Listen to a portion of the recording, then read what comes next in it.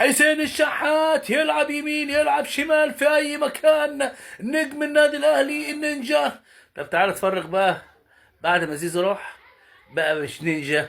شوف ابراهيم سعيد هو اللي هيقول لكم. حسين الشحات، انا والله من رايي حسين الشحات يتعمل له عقد بماتش بماتش. والله النادي الاهلي كده يقعد معاه يعمل له عقد ماتش بماتش، لان حسين الشحات كده هنشوفه السنه الجايه، بنشوفه ساعه التجديد بس. يعني 2026 هل حسين الشحات هيقعد لحد 2026 بالشكل ده؟ ده ناسي الكوره، ناسيها. قرارات غلط، باص غلط، وقفه غلط، مفيش مهاره، في استعجال بس عمال يقعد. مشكله ان هو عمال يعترض على التحكيم.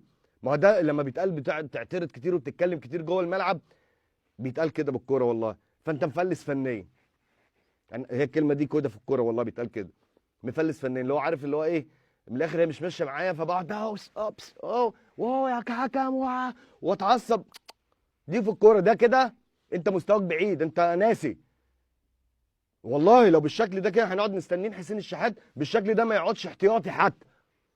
حسين الشحات لازم لو عايز يكمل لازم يفكوا من الاجواء بتاعت السوشيال ميديا النجوميه دي خلاص بتبقى فتره وعدت. انت بقالك 8 شهور دلوقتي يا حسين مريح. حسين الشحات بقاله 8 شهور او اكتر كمان مريح. هل عشان خاطر انت بتيجي قبل العقد بتقوم بتورينا المهاره؟